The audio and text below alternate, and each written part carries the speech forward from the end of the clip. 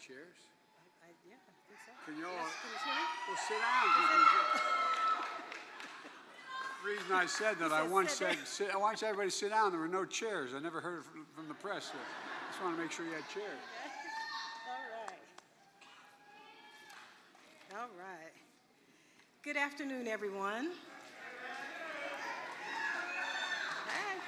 Hey, urban leaguers, I see you.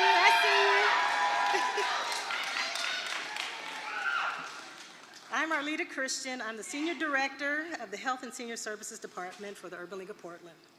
I'm a mother, a grandmother, a wife, and I call myself a junior senior. I run a department that provides case management, transportation, educational events, community events, grocery shopping, and all for our older adults, our seniors. We fight for our seniors every day to help them remain independent as long as possible. In more than 20 years of doing this work, I've listened to our seniors express their frustration and how they struggle to afford their life-saving medications. Excuse me. At times, they're faced with the decision, of paying for medications or using money to pay a bill. I'm sorry. Sometimes they're faced with the decision to pay a portion of their rent with funds needed for medication. Or like my mom, who pays out-of-pocket costs for everything, and sometimes it doesn't leave a whole lot of money at the end of the month. And these are just a few of the issues that older adults face every day, and they shouldn't have to. Not in this country, anyway. We can do better. We need to do better. And we owe it to our seniors to do better. It means a lot to have President Biden here today, to hear him deliver on a promise to make prescriptions more affordable. Thank you for hearing our concerns, Mr. President. And it's an honor to welcome you. Ladies and gentlemen, President Biden.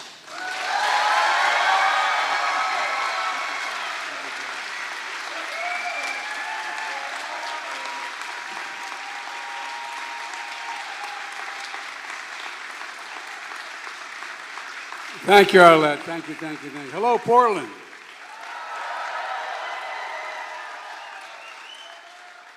Thank you all so very much for being here.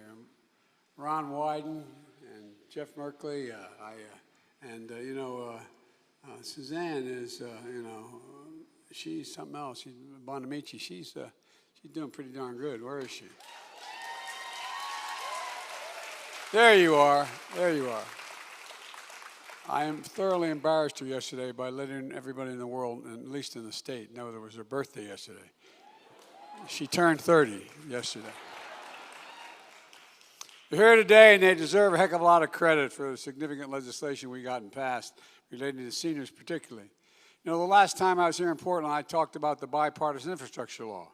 The investments we're making to modernize Portland's airport, fix your roads, your bridges, all across this state, and get better water and get rid of lead pipes and internet and so a whole range of things. But you know, today I'm here to talk about what my introducer talked about lowering drug costs, lowering costs for Americans across the country. And I know it's been rough 4 or 5 years in this country for an awful lot of people. But we've made a lot of progress, but folks are still struggling. We can't kid ourselves about that. And I think when I think about the way my dad used to think about it, my dad was a really fine man, and he was well-read. He never got to go to college, and he was a salesperson. And my dad used to say that everybody deserves a little bit of breathing room, just a little bit of breathing room. And you sit down at the end of the day, end of the month, at that kitchen table and determine whether you're able to pay all the bills that month and had a little bit left over. Did you have just a little bit left over, just a little breathing room? Well, by that's all about what this is about, what we're about. You know, a lot of people don't have any breathing room. It's especially the case when it comes to health care and prescription drugs. That's why Senator Wyden's leadership, and I'm not because I'm here and because he's my friend. This is no malarkey, as my mother would say. All kidding aside, he's the chairman of the Finance Committee. He has done more to get the most significant legislation ever passed, other than the actual passage of Medicare and Social Security, than anybody has in the United States Congress. Stand up.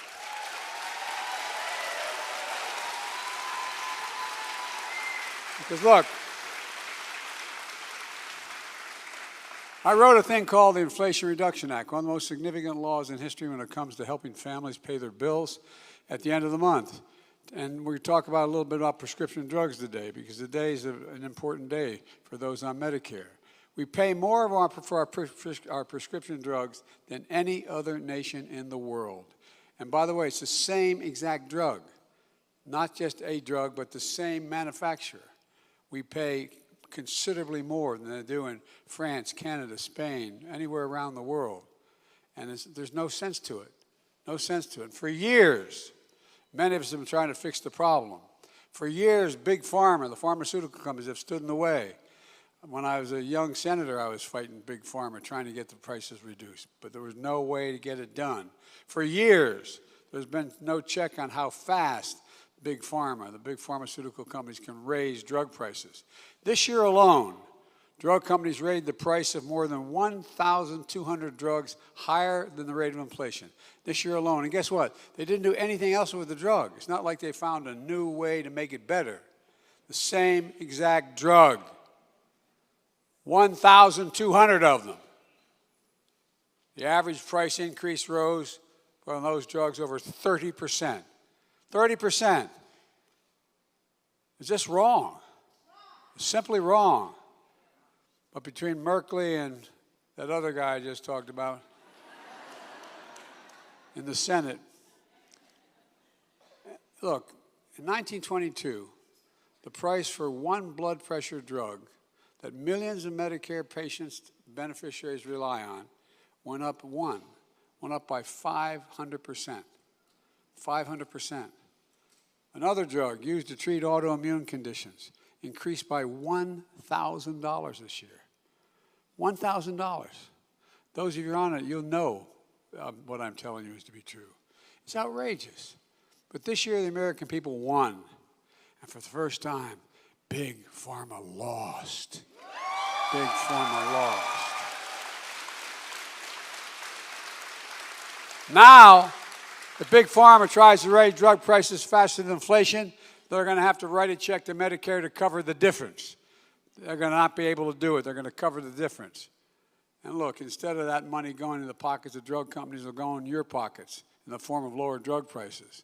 You know, there's more money at the end of the month to pay those grocery bills, get your car repaired, buy your grandson a birthday gift. That's the important stuff. And Inflation Reduction Act gives Medicare the power to negotiate lower prescription drug costs for the first time. And by the way, the power is you make billions of dollars off of Medicare because we purchase the drugs you make for the elderly. Well, guess what? This time around, we're going to say, we're only going to pay you so much for that drug. Take it or leave it. You either sell it at that price or you don't get to, we're not going to buy it. That's when I say make the price come down. That's how it's happening. Because we're able to do that for the VA and all the veterans benefits my son when he was dying got. You know, so it's just about time. We've been fighting for this for a long time, Father. A long time. Seniors are going to see their out-of-pocket cost for prescription drugs capped at $2,000 a year, whatever the expense of their drugs. And some of the cancer drugs cost $14,000, $15,000 a year. Well, guess what? When this kicks in, no senior will have to pay more than $2,000 a year for all of their drugs, no matter what. All of them. All of them. And folks, I know the names of these pieces of legislation are just boring, but the Inflation Reduction Act caps the cost of insulin for seniors on Medicare at $35 per prescription instead of $400 per prescription. $400. You know how much it costs? You know how much it costs them to make that drug? $15 to make it and package it. $35 is a lot of money compared to $15. They're going to make a good profit. They're charging sometimes 300 times as much.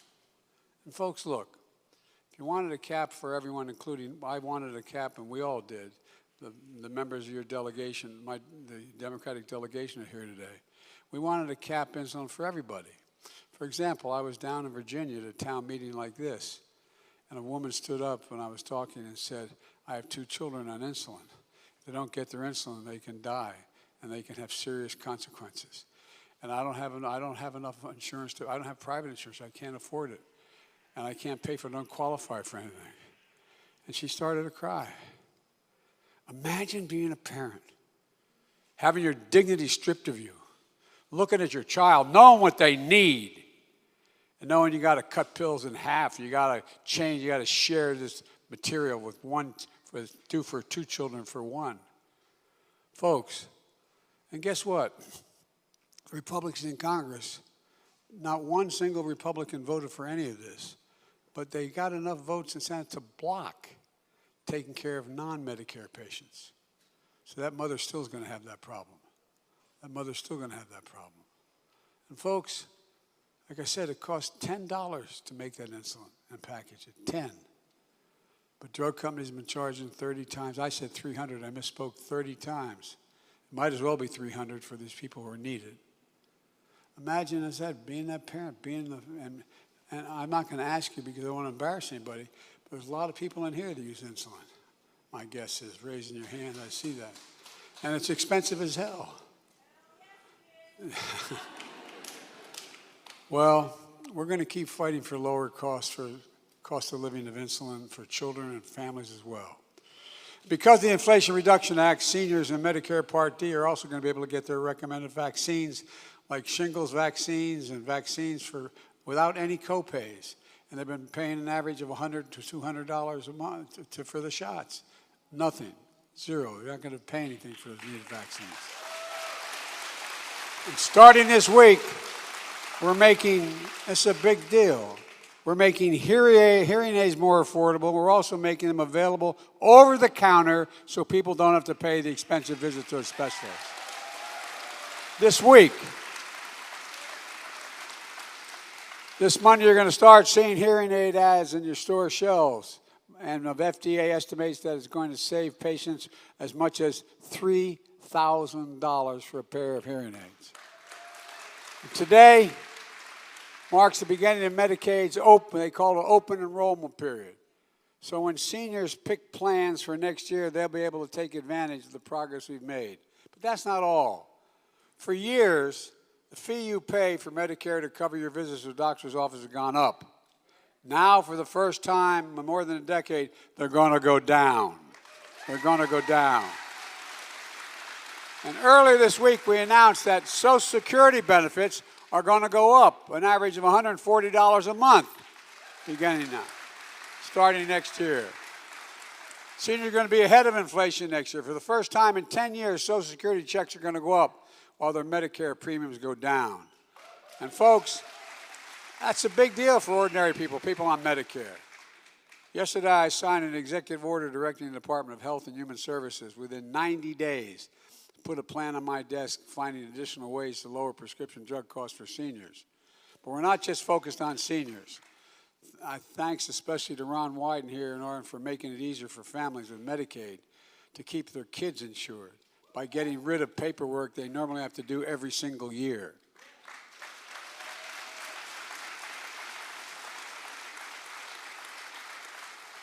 Oregon residents with serious medical needs are going to get help finding housing, healthy food, so they can avoid expensive hospital stays and visits to the emergency room. Earlier this week, the Treasury Department took action to fix a problem that was making it harder for families, much harder for families to afford health care coverage for their spouse or child, so-called family glitch it was referred to as. Under the old rules, a working mom was told as long as she could afford her employer-based coverage for herself, she couldn't qualify for premium subsidies for the affordable care coverage for her family. Well, now 1 million people are going to get that coverage and pay lower premiums.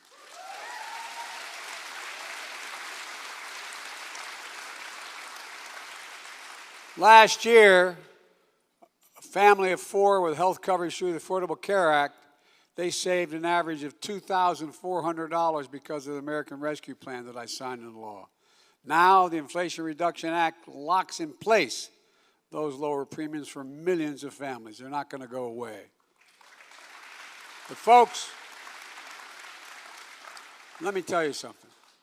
Every single Democrat in Congress voted for the Inflation Reduction Act, and every single Republican voted against it.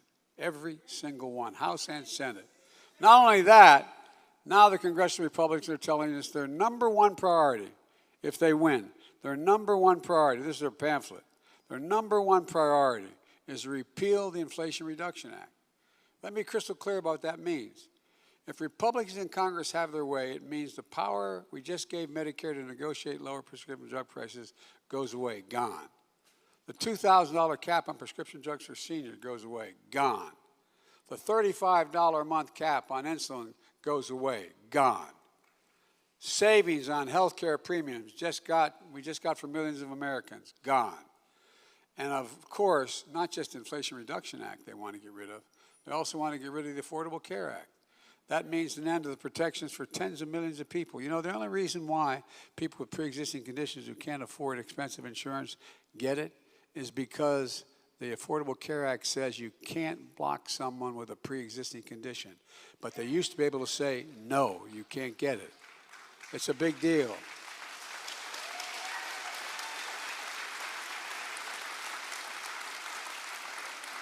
Republicans have their way, that'll be gone as well.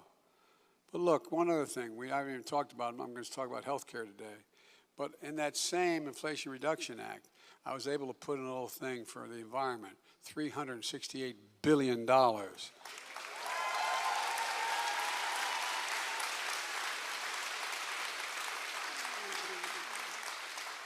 Because the existential threat to the planet is climate change. It's real. It's real. It's genuine. They want to get rid of that as well, I might add. They want to get rid of that as well. But look, here's the bottom line, and please hear this. When it actually comes time to do something about inflation around the kitchen table, Republicans in Congress said no. If they take control, they've said their first aim is to get rid of the Inflation Reduction Act, and inflation is going to go up, not down. You know, when you sit at that kitchen table I told you about paying your bills, well, what are necessities for a vast majority of families? Prescription drugs. If you lower prescription drug costs significantly, it lowers their cost of a family, and inflation for the family is reduced. It goes on. The same way with what's in the Inflation Reduction Act has to do with your ability to be able to get tax credits for buying, if you need a new coffee machine, a new washer, a new refrigerator, you buy an efficient refrigerator, efficient coffee machine, you get a tax credit for it. It costs you less money. It's estimated average family will save $500 a year as well on just that. There are also tax credits for weatherizing your home. Put in new windows and keep or a door that doesn't, leak air and bring in the cold, etc. There's a lot in here that lowers the everyday cost for middle-class families to be able to make it. And look, I come from a wealthy state, the state of Delaware. Well, guess what? I've never been a big fan of trickle-down economy, where no, I'm serious. But by that's where we've been for the last 30 years, guys. That's where we've been. If the wealthy do well, it trickles down, everybody does well. I'm a bubble up guy. Seriously. When the middle class does well, working class people have a way up, and the wealthy do just fine. They do just fine. And by the way, the middle class built this country, and unions built the middle class.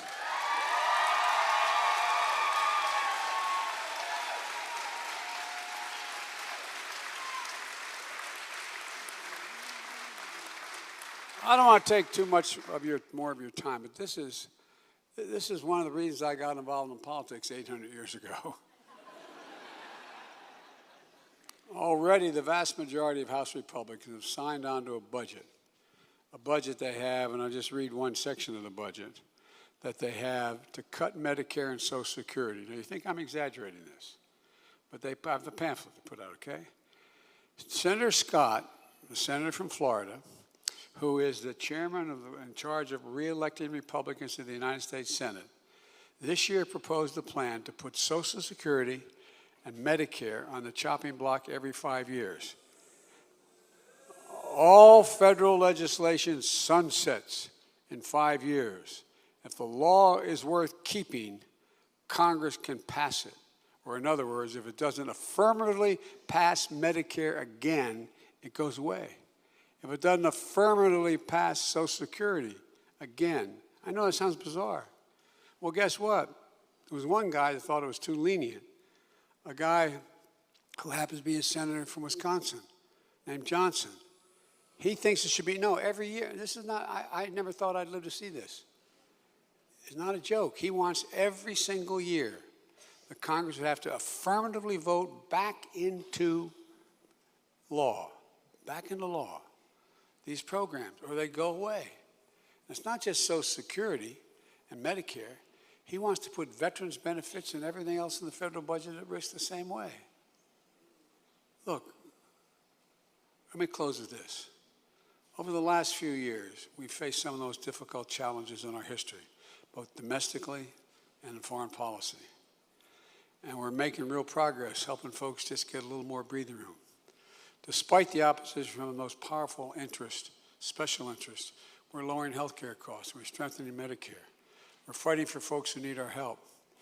And one of the reasons why it's so important to America's future, we just have to remember, who in God's name we are. This is the United States of America. No, think about it. And I've never been more optimistic in my life. I've been doing this a while, man. I tell you, I've never been more optimistic.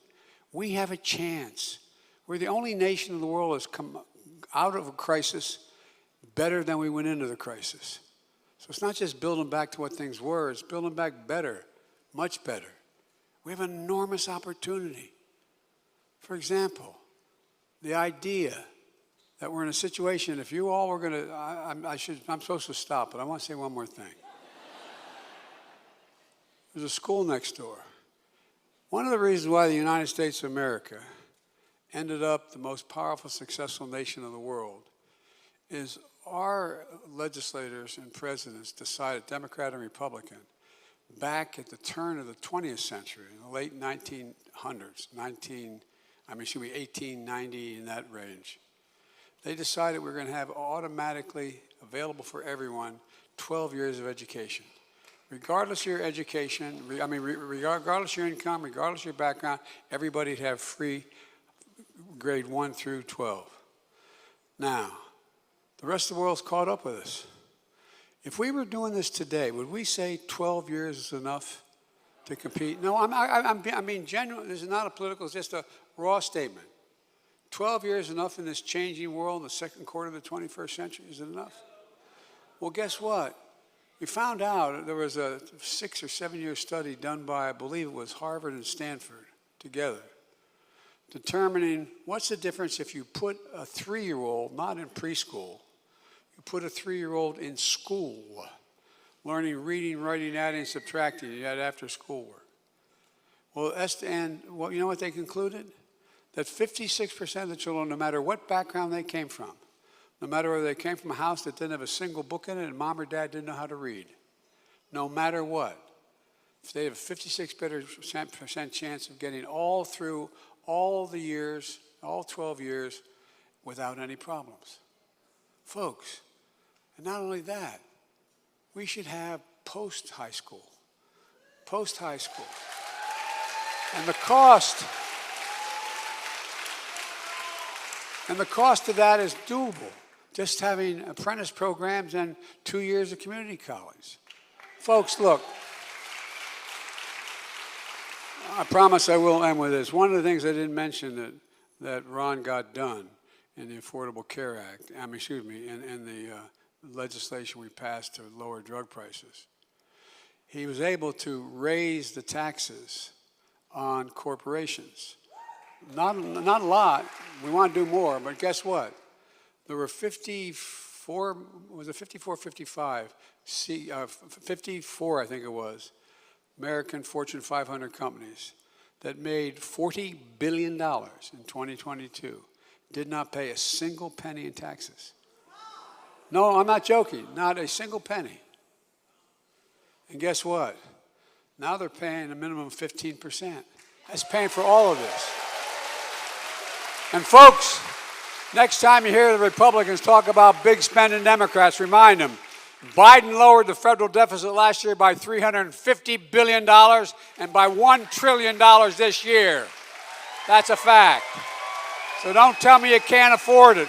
Let's go get them. Every time I'd walk out of my grandpa's house, I'd say, Joey, go out. And he says, spread the faith. And my grandmother would, no, Joey. No, Joey. Holler. Holler. Not just keep the faith, spread it.